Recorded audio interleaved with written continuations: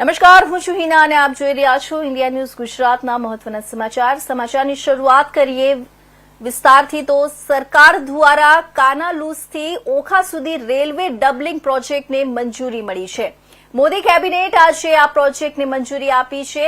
આ double line project માટે રૂપિયા 1457 કરોડ મંજૂર કરવામાં આવ્યા છે। 159 કિલોમીટર લાંબી રેલવે લાઇન ડબલ કરવામાં આવશે। આ વિસ્તાર રાસાયણિક ક્ષાર માટે પ્રખ્યાત છે અને આ ઉદ્યોગને વિકાસ પ્રદાન કરશે। ગુજરાતના છેવાડાના વિસ્તાર સુધી હવે રેલ પરિવહન કરશે। આ પ્રોજેક્ટથી ટ્રાન્સપોર્ટ ક્ષેત્રે ફાયદો થશે।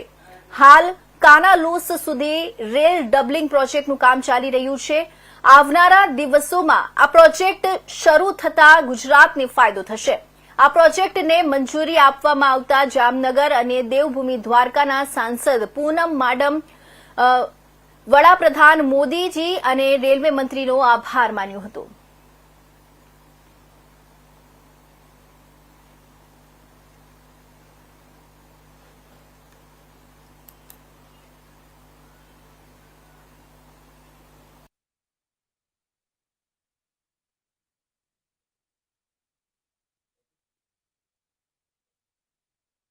આજ રોજ આપણે સૌ જાણીએ છીએ પ્રમાણે જામનગર અને દ્વારકા જિલ્લાને કનેક્ટિવિટીની દ્રષ્ટિથી રેલ વિભાગ દ્વારા માનનીય પ્રધાનમંત્રીશ્રીના નેતૃત્વમાં આજ કેબિનેટની મંજૂરીની મહોરના માધ્યમથી એક ખૂબ મોટી ભેટ મળેલ છે, જેમાં આપણે પહેલાં વિરમગામથી કાનાલુસ સુધીનું ડબલિંગની મંજૂરી મળી હતી અને એ કામ અત્યારે પૂરજોશથી જ્યારે આગળ વધી રહ્યું હોય ત્યારે કાનાલુસથી ઓખા સુધીનું રેલવે ટ્રેક ડબલિંગની મંજૂરીને આજે કેન્દ્ર સરકારમાં નરેન્દ્રભાઈ મોદી સાહેબના નેતૃત્વમાં આજે કેબિનેટે એને મંજૂરી આપી અને પીએમ ગતિ શક્તિ અંતર્ગત જે નેશનલ માસ્ટર પ્લાન છે અને જેનો મુખ્ય ફોકસ